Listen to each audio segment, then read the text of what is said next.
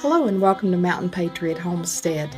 Today we are going to be in the kitchen, but it is going to be as a walk down memory lane because I'm going to be taking you back through the 5 most viewed videos of desserts that we've covered here on the homestead.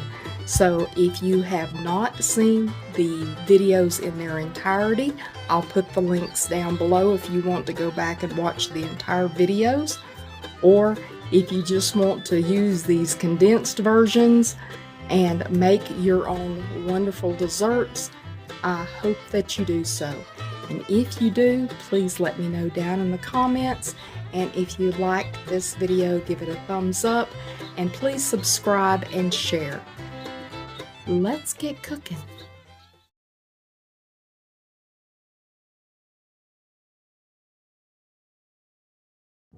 We'll begin by preheating the oven to 400 degrees while we're putting together the pie. The first thing you need is a 9-inch deep dish pie crust, store-bought or homemade, whichever way you want to do it.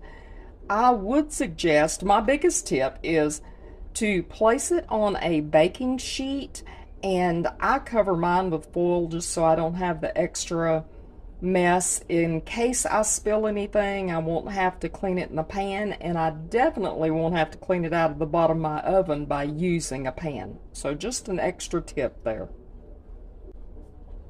Now here's where it may start to seem odd, but all you do is add 1.5 cups of water. Just tap water's fine, just whatever your favorite water is. 1.5 cups of water directly into the pie crust. Next, I mix 1 cup of granulated sugar with 4 tablespoons of all-purpose flour. Just mix it in well so it is all incorporated. This is in a separate bowl. Now, the next thing I'm going to do is I could use a spoon to sprinkle this over the water, but I'm not going to do that. My hands are clean. I make sure I wash my hands before I start cooking, and this just makes it easier for me to get it evenly sprinkled directly over the water that is in my pie crust. Now remember, that was that 1.5 cups of water that I put in there, and I'm just adding 1 cup of sugar and 4 tablespoons of flour, and you just sprinkle that directly over the water. Do not mix it. Once I've got all the flour and sugar in there, the next thing I'm going to do is add 2 teaspoons of vanilla, and I'm just going to kind of sprinkle that all around over the mixture I already have in there. Now do not stir this. I know I keep saying that, but it's very important. If you stir it, then you're just going to have a mess. So do not stir that, but that is 2 teaspoons of vanilla. The final ingredient is going to be 5 tablespoons of butter. Now, my butter comes in 2-pound rolls, so I just cut some off, so it does not, may not be exactly 5 tablespoons. If you use stick butter, it may be a little easier for you to cut the 5 tablespoons. I just eyeballed it, and you just lay it on top, and that's all you do with it. And now it's ready to go into the oven. It is going to cook in the hot 400-degree oven for 30 minutes, and then I'll be lowering the temperature to 375 for another 30 minutes. I just took this out of the 375-degree oven for the last 30 minutes. It started out at 400 for 30. Now I just need to let this sit and cool. Let me show you. When I first took it out, you could tell it was really liquid, but it sat here for just a couple of minutes, and it is already starting to gel up. Once it has cooled down here on the countertop and come to room temperature, I'm going to put it in the refrigerator to let it finish cooling down for a couple of hours, and then we'll slice into it and see how it turned out. And here it is, water pie. I know it doesn't sound very appetizing, but once it has cooked and it has been able to cool, it turns into a wonderful piece of pie. It's easy, doesn't take very many ingredients, and please, if you give it a try, let me know down in the comments what you think and if you have ever eaten it before.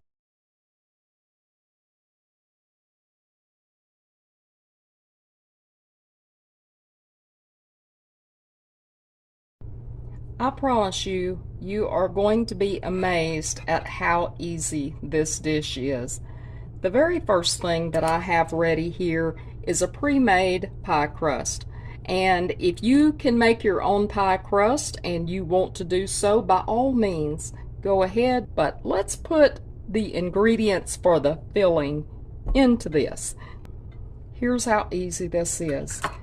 Pretty much, it's a cup and a half of everything. I've got a cup and a half of sugar is going to go into here, and that's my half cup. So there is a cup and a half of plain white sugar. That's it, just a cup and a half of plain white sugar. And this is just coconut flakes, flaked coconut, and I am using sweetened coconut flakes. If you prefer this to be less sweet, go for it, because it does already have a cup and a half of sugar in it. Okay, so I've got a cup and a half of sugar in here. I've got a cup and a half of coconut. Now I'm adding a cup and a half. This is not sawdust. This is a cup and a half of graham cracker crumbs. Graham cracker crumbs, even though I can't say it, that's what it is. Here we go, we're still following the same pattern. Cup and a half of sugar, cup and a half of coconut, cup and a half of graham cracker crumbs, and a cup and a half of, this is walnuts. You could use pecans or your favorite nut, but this is chopped walnuts. And that's it for your dry ingredients. So see, that is not hard at all. And you just stir this all up together, mix it up good together. Now this odd looking stuff is actually egg whites, and it's from my chickens, and it is it's going to depend on the size of the eggs that you have, how many eggs it takes to make 1 cup of egg whites, because my chickens lay rather large eggs, and so it took 7 eggs to get me a cup of egg whites. But whatever size eggs you have, you need 1 cup of egg whites. And you see, as I'm mixing that up, at first it looked like, okay, well that's going to be way too little moisture, but the more you mix it, the more that egg white incorporates in there, and all those dry ingredients, those breadcrumbs, that sugar, coconut, nuts, everything is just kind of melding together. Don't that look good? Actually looks like cookie dough, doesn't it? It does look like cookie dough. Whatever it looks like, it looks delicious. So I'm going to move this stuff out of the way because I want to get my pie crust in here. And you see, this made a considerable amount, so I am going to try to gracefully put this into my pie crust. All I'm doing here is I'm just kind of spreading it out in here. You see, it looks rather dry, but all of this is going to melt together and be amazing. Okay, so I have got that spread out. See all of that in there? Boy, you can see all of the components in it. It just looks wonderful. So what I'm going to do now is I'm going to bake this pie 45 to 55 minutes at 350 degrees in the center of my oven. Now it should come out and look golden brown. That's what I'm going for, is the golden brown look. Now if my edges start getting a little bit too done, I'll have to kind of cover them up to keep it from burning. But other than that, 45 to 55 minutes and we should be good. So let me get this in the oven and we'll come back as soon as it's done. This is not the most beautiful pie ever made, but I'll tell you what, if you could smell the fragrance coming off of this, it is hard not to go ahead and cut into it. But it does need to cool off just a little bit, because I'm telling you what, it would be like lava to bite into it right now. But anyway, I think mostly the smoke has quit boiling off of it, so let me taste it and tell you what I think. I think it's still hot.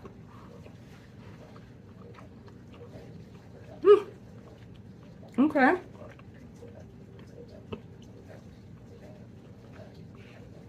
Walnuts was a good choice. Normally, my preference for nuts is pecans, but walnuts was a good choice in this one. The coconut gives it, you know, if you're a coconut lover, you know what I mean when I say it gives you that tropical experience. The graham crackers make it, I don't know why they call it sawdust pie. I guess because the graham crackers look like sawdust when you put them in there. As it's been cut longer, I don't know if you can really tell, it's starting to get more of a cake-like consistency, I guess you would describe it. I don't know. I really don't know how to describe it other than it is absolutely delicious. And somehow those ingredients just work. It has almost a buttery flavor, even though there's not a speck of butter in it other than maybe in the pie shell. I mean, that was a store-bought pie shell, so I don't know if they had, I doubt they had butter in it. But the pie itself, the only liquid in it was the egg whites, but somehow this has almost a buttery flavor. If you try this, let me know down in the comments below what you thought, and would you change anything?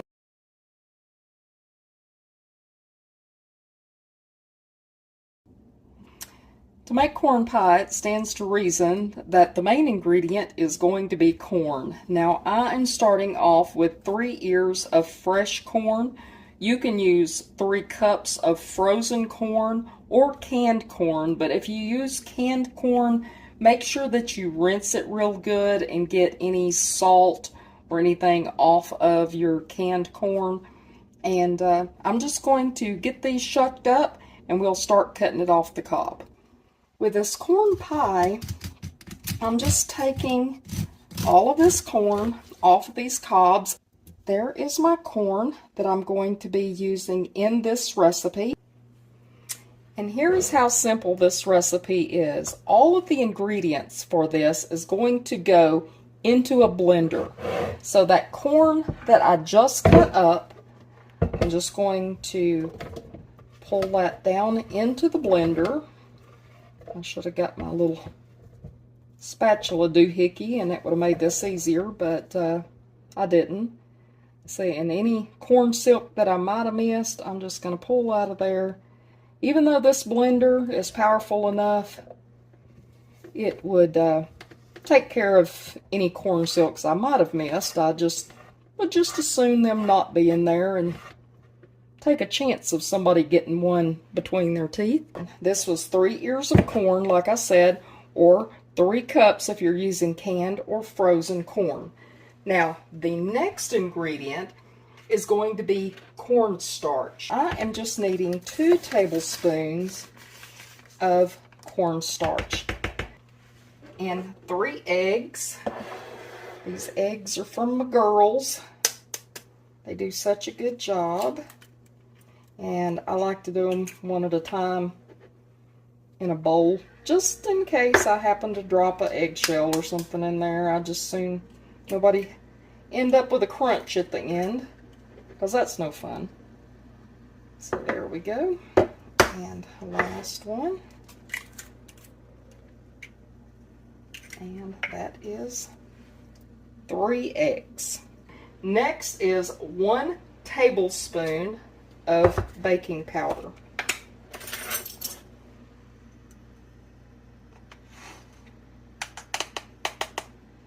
1 tablespoon of baking powder.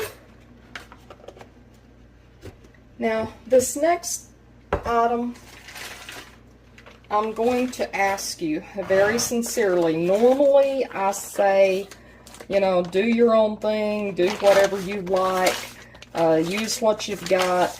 But please, on this, do not substitute. I need a knife out of here.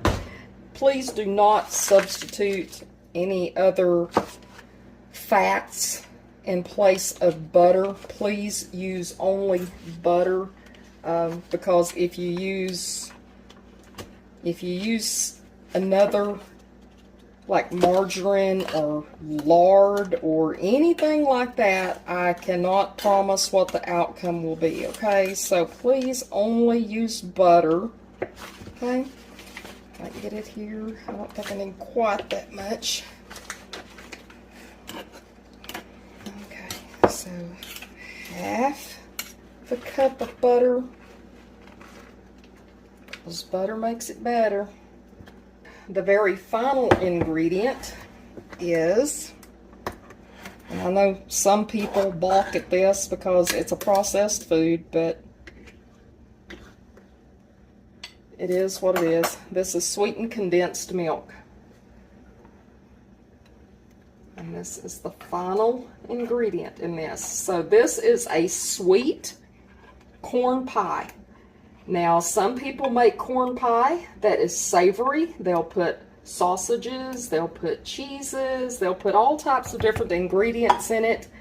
And if you want to make something like that, that is absolutely fine. They are wonderful. I love corn just about any way you can fix corn. I don't think I've ever fixed corn a way I didn't like it.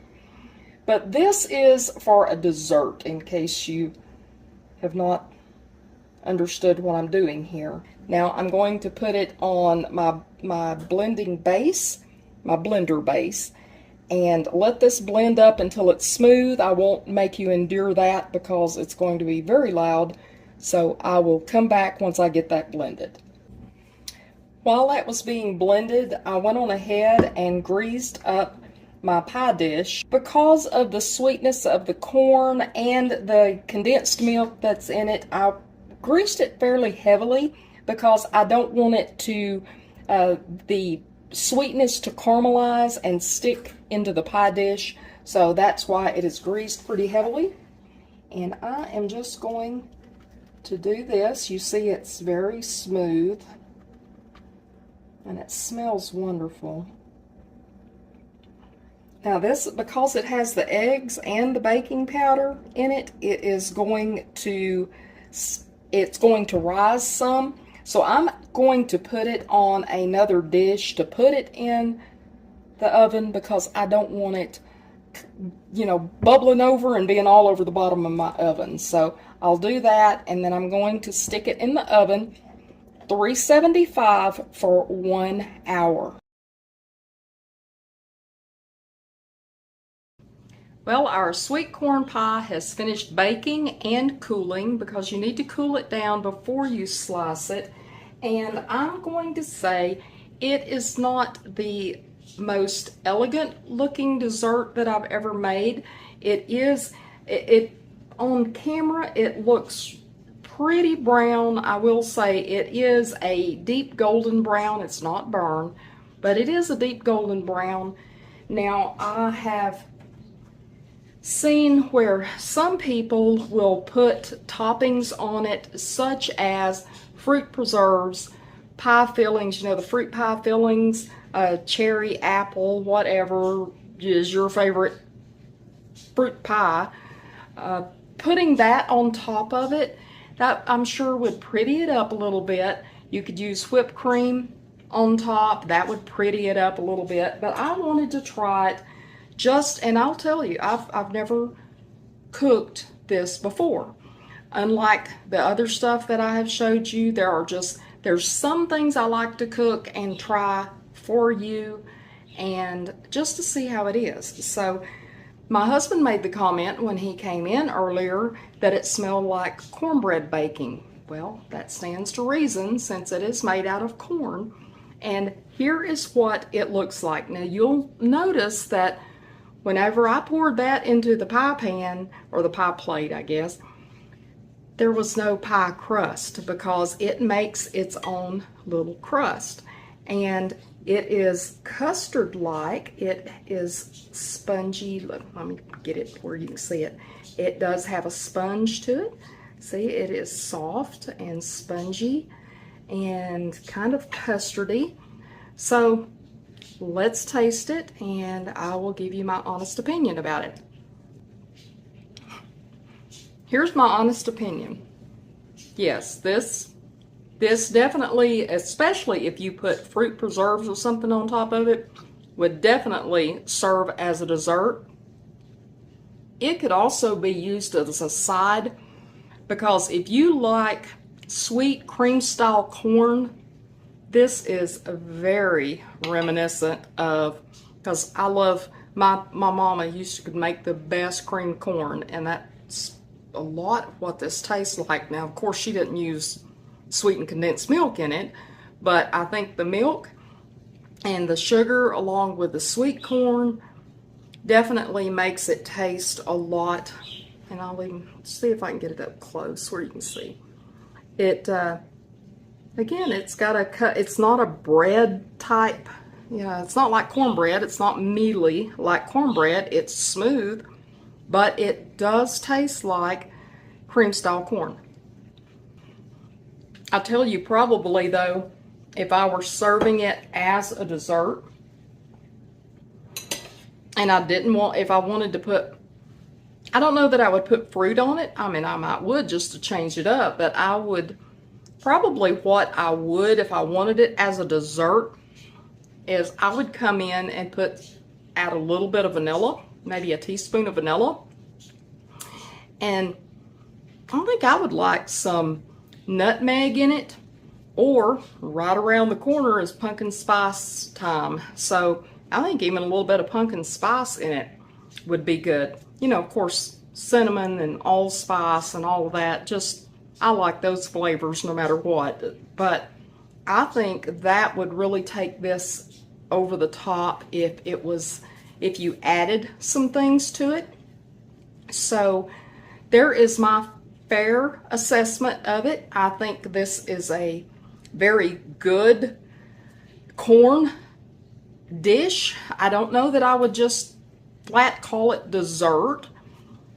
It's sweet enough to be dessert, I'll be honest with you. It's very sweet because it does have that sweet bicolored corn, and it does have the sweetened condensed milk. So it is very sweet. It does taste like a dessert, but it also, because of that strong corn flavor in it, tastes a lot like Mama's cream style corn.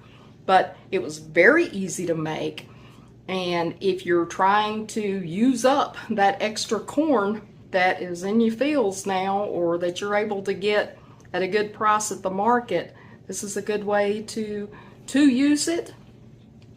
But again, I'm a corn person. I'll eat it any way you throw it at me, and this was not a bad way.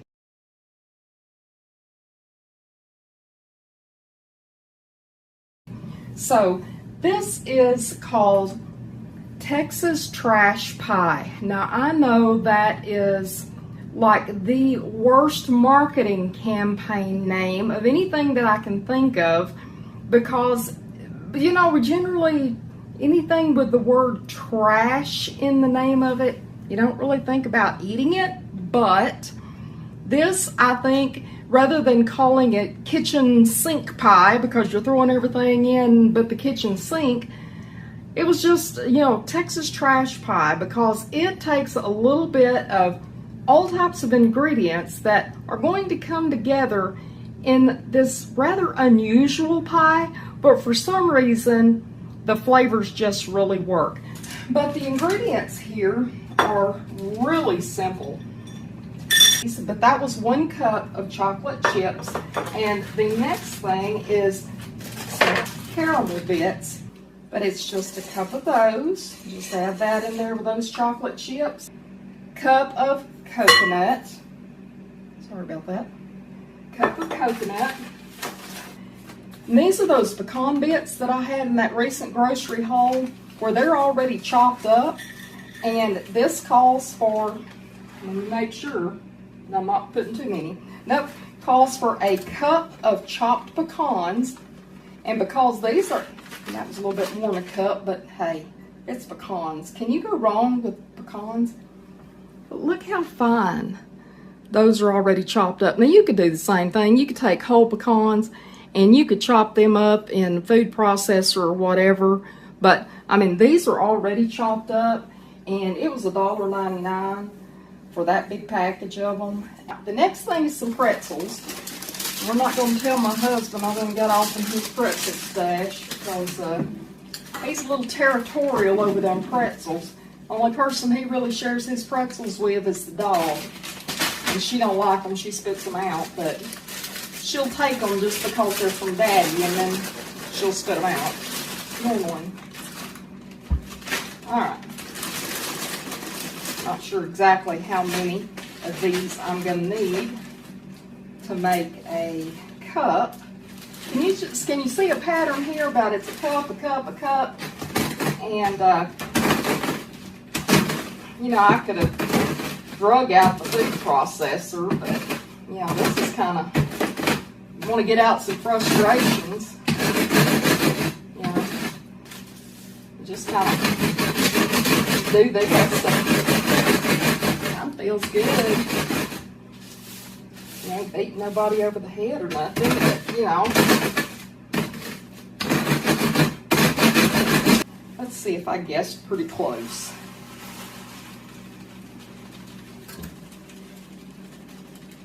Well, pretty close. Another little bit, and I think maybe too much. Another little bit, and I think I'll have enough there. That is good. All right. The last ingredient of the dry nature is graham crackers, and I'm just going to do the same thing with them.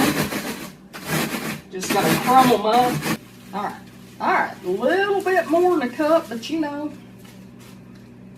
think if I've done that, look, perfect cup. Perfect cup. All right, so here we go. I'm just going to use my hands right now. I'm just mixing in these dry ingredients. I'll switch over here in a minute when I get the wet stuff in there, because I really don't want my hands in the wet stuff. I have got, this is 6 tablespoons of unsalted butter. Now, I don't think that it would matter a hill of beans if you use salted or unsalted butter, because it might just make it a hair more salty, but not enough that it's going to be that noticeable. Now, the last ingredient, the very last thing, is 14 ounces, and I'm not advertising for any certain brand. That I have this because it was on sale. I got this at the Benton Inn. And this is fat-free sweetened condensed milk. You can use the whole fat stuff. It's okay. This is just, the reason I have it is because it cost me a lot less than what I could have got it at the other stores. I am just stirring this around, mixing it up good, because it's going to look kind of dry. But as this cooks, remember, those little caramel bits are going to start melting. Those chocolate chips are going to start melting. And everything's just going to start gluing together. All them crumbs and pecans. And let me tell you something about those pecans. I know pecans are high. The only reason I have any pecans in this house is I found those at Denton Dan on sale, because them things are high. But if you don't have pecans in your counter, in your shelf, you don't have to use pecans. If you've got any other kind of nut, if you've got walnuts, if you've got hickory nuts, if you've got peanuts, but what if you don't have any nuts at all? Well, you know what's a pretty good little substitute that would give you kind of about the same texture. I say same texture. It wouldn't maybe give you exactly the same texture, but it's a pretty good substitute for nuts. And that is oats. You know, using some oats in there. But there's so many different things. What if you don't have pretzels? What if you didn't have pretzels, but you had Ritz crackers? You know, Ritz crackers are salty and sweet together, so why couldn't you use them in place of the pretzels? You know, think of, if you don't have something that's the exact ingredient in a recipe, you know, think about it and look around, because you might have something that you can make that with anyway. All right, do you see how I've got that all good and mixed up? Let me show you there. See how that's mixed up? I mean, it's not all glued together, but it will be. When it gets good and hot in that 350-degree oven, and it cooks for 40 to 45 minutes, it's going to be stuck together. It's all going to be melted, and it's going to be good and gooey, and you're going to want to let it cool for a little bit, because if not, you ain't going to have a roof of your mouth or tongue left, because it's going to be like lava when it comes out of there. But it's going to be good. I'm just betting that. And if you know what? I'm kind of the way, even if it ain't good, I'm probably going to eat it anyway, because I ain't throwing out all this stuff. But I know this is going to be good. Well, I am fixing to put it in the oven, and I'm going to have it in there. Use my apron there for a minute. Gonna put it in the oven for 40-45 minutes until I'm satisfied that it's ready. Then I'm gonna pull it out, and we'll have to let it cool for a little bit, and then we'll give it a taste test. What do y'all think? We'll be back in just a little bit.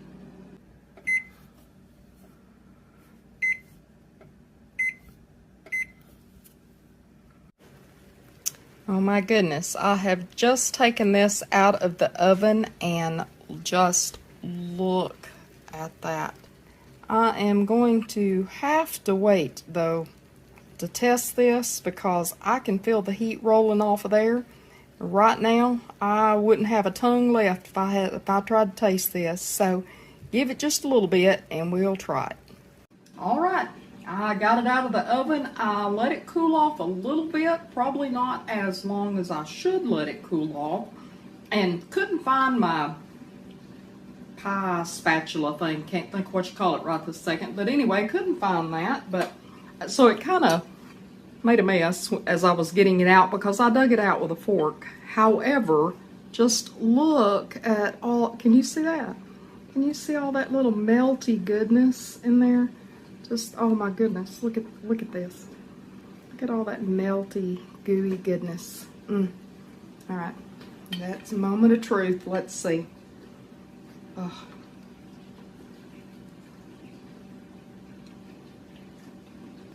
I love pie.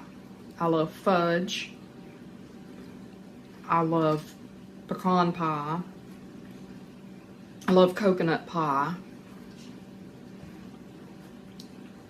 And I'm telling you, I cannot just taste the pretzel in there.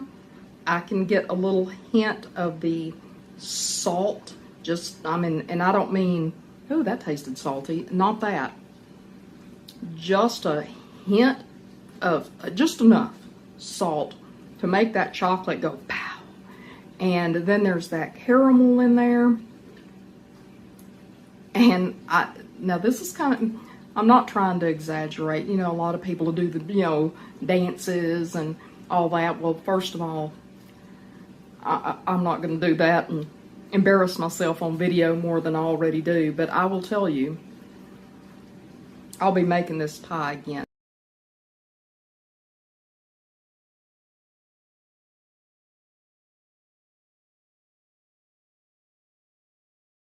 I've got a bundt cake or tube cake pan, whatever you'd rather call it. I've already got it sprayed and floured, so it's ready to go. Let's get cooking. Now, the first ingredient in this cake is 2 1/3 cups of cake flour. Well, I don't know about you, but I don't keep cake flour around the house. Well, though I do apparently throw it all over the counter. But I don't keep cake flour in the house because I don't make cakes that often. I know y'all probably don't believe that, since all you ever see me making is desserts, it seems like. But I really don't make a lot of cakes, especially since the kids are out of the house. But what you can substitute for cake flour is you can use all-purpose flour. So there's 2 cups of all-purpose flour. Now, if you've got cake flour, use cake flour for this recipe. If you don't, you can do what I'm going to show you here. And so this is the 2 1/3 cups, which you would normally use cake flour. But since I don't have cake flour, here's what I'm going to do differently. I put the 2 1/3 cups in there, but then I'm going to take 2 tablespoons back out of this flour. 2 tablespoons out of here, just like that. Then I'm going to add something else in here, and this is cornstarch. You know, cornstarch is real fine, and it is going to lighten up this flour just a wee bit, which that's why you use cake flour if you've got it, is because cake flour is a lighter flour. Making music as we go. And so what I do is, for those 2 tablespoons of regular flour that I took out, I am adding in 2 tablespoons of cornstarch. So I put in 2 1/3 cups of flour, took out 2 tablespoons, and added in 2 tablespoons of cornstarch to substitute. Because, like I said, I don't have cake flour. And then instead of using my sifter, which I could have done, if you've got a whisk around the house, just use that and kind of do that. Make sure you get your lumps and things out of your flour, and just help lighten it up some, because that will make a lighter crumb for your cake. It'll make it not be as dense. Okay, see, that just kind of lightens that up there. See, maybe pretty. The next thing I'm going to add is 2 teaspoons. Got stuff everywhere here.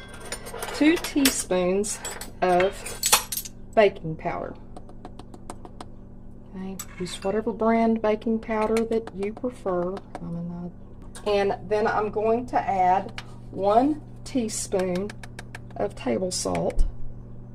And I've cut back just a hair on that table salt, because I don't know that I need a whole teaspoon, but that was close. So I'm just going to kind of mix all that in there together.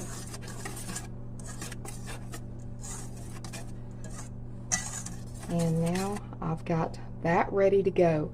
Let me get some of this other stuff out of the way so we have some elbow room, and we'll get on to our next portion of this cake. Here I have 1 1/2 cups of heavy whipping cream that I'm going to just put in this bowl.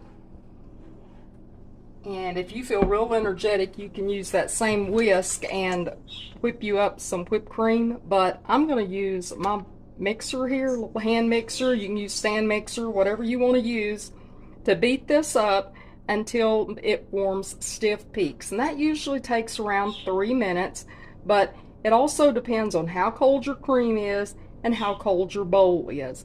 So we're just going to get started and go until we get those stiff peaks. And there we are. We have our stiff peaks. It is, as you can see there, it holds its peaks when I bring it up. So that is what we're wanting. Now I know somebody is going to have a question about, can you use Cool Whip in place, and I'm sorry I mentioned brand names, but that's the only one I can think of right now, in place of the heavy whipped cream? I personally don't know. If somebody else out there knows, please put down in the comments. I have not used it in one of these cakes, so I personally do not know, and I don't want to deceive you into thinking, oh yeah, throw it in there, because I don't know. So you've got the whipped cream ready. Now we're going to move to the next ingredient. I have 4 eggs, and these are room temperature eggs. My girls provide them every day. So these are 4 fresh eggs, room temperature, and 1.5 cups of sugar. And what I'm going to do is I'm going to beat this until it's light and fluffy, and that is going to take just a couple of minutes. Again, none of this takes a long time. It takes longer for me to explain it than it does to actually do it. So let's get that done. Okay, and I have 2 more additions to put in this. I'm going to put some extract in it, and I'm going to put 2 teaspoons of vanilla extract. And that looks like a healthy 2 teaspoons. I like vanilla extract, in case you hadn't figured that out. And then I'm going to put about a 1/2 teaspoon of almond extract. All right, there we go. I'm going to move this out of the way, and then we're going to assemble this. Now I've got the 3 bowls of ingredients back together, and let me just plug my mixer back up one more time. This would be easy enough to do by hand, and I will do some of this by hand, but just for the flour portion, let's use the mixer. Now the recipe says you can just dump all of that in there and mix all this flour into this egg and sugar, but to me it kind of defeats the purpose that you've made everything light and airy and then you just dump it in there. So I like to just beat it in, put part of the flour in, beat it in a little bit, and then add the rest of the flour just to try to keep everything lighter. Okay, there was that. And then let's just add this last bit. And if you've got a bowl guard for when you're mixing things, it probably helps so it doesn't look like we've got a dust storm going on in here, but I do not, so what the heck, here we go. Alright, now doesn't look that isn't that a pretty color? And it just looks so creamy. But we're not done, because we still have the whipped cream to go in it to really make it creamy. So that is going to be our last thing. And we're going to be real careful about folding that in there, because we don't want to ruin this whole creaminess. We don't want the whipped cream to fall, for one thing. We just want to get it all mixed in nicely. Just incorporate that in there.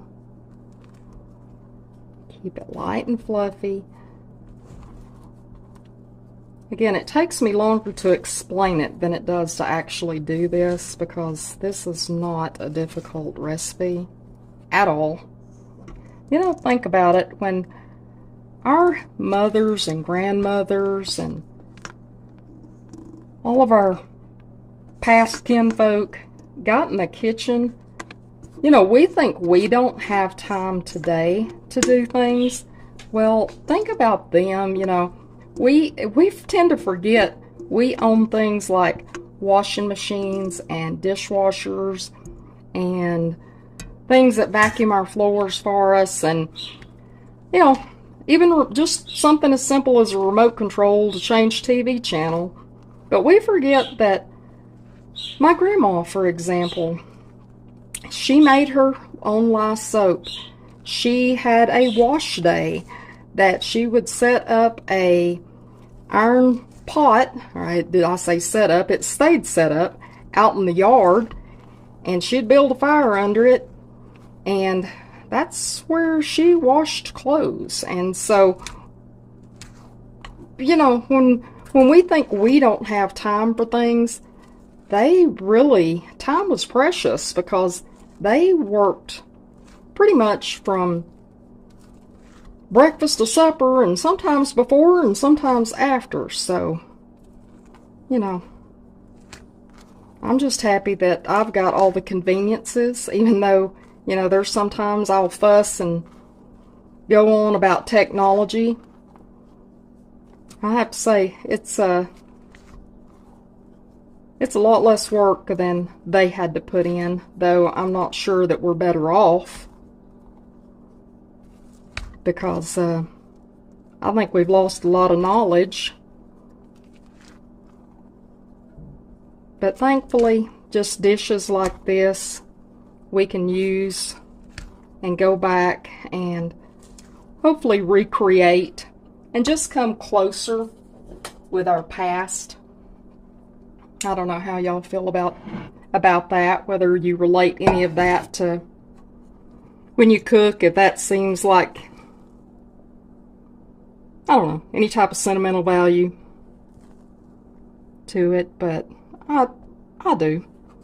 I mean, certain smells remind me of Mama's kitchen.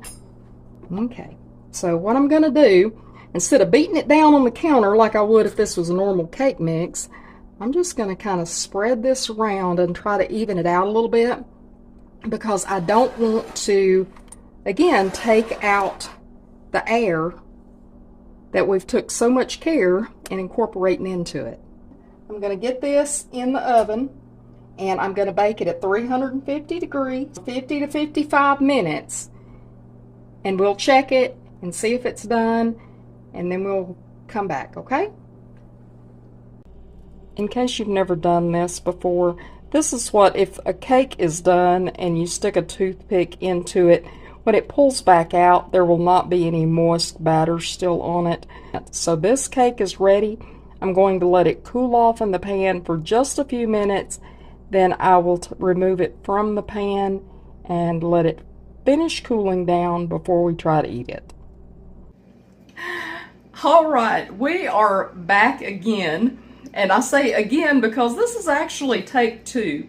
Went through the whole testing and all this kind of stuff and realized I was not recording. So yes, there are bites out of my cake.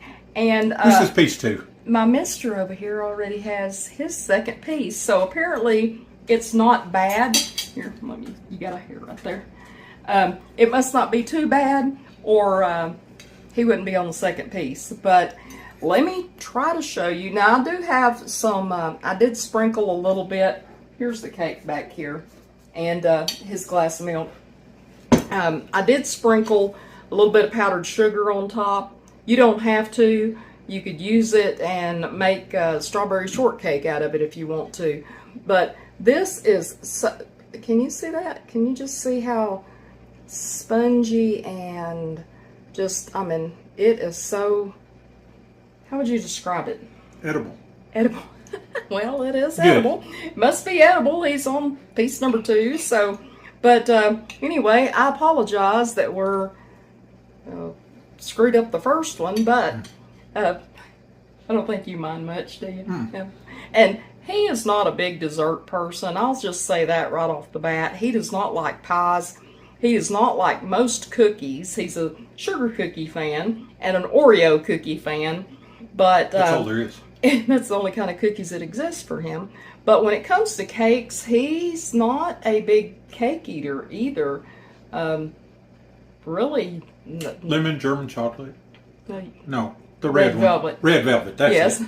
Yeah, I was fixing to say German chocolate. You don't eat coconut. So, but this cake here he really likes because it doesn't have icing. He's not an icing person. So this, you can taste the almond extract in it. There's a very little almond, but you can taste the vanilla because I've kind of heavy hand when it comes to vanilla, but this is good. But it is really good with the milk, but It's better with the milk. it's better with the milk.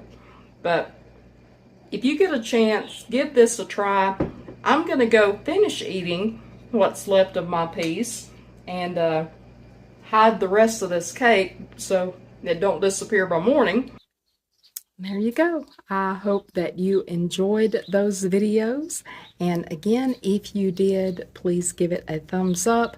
Let me know down in the comments if you've tried any of these recipes and which one is your favorite, or perhaps are you going to try them.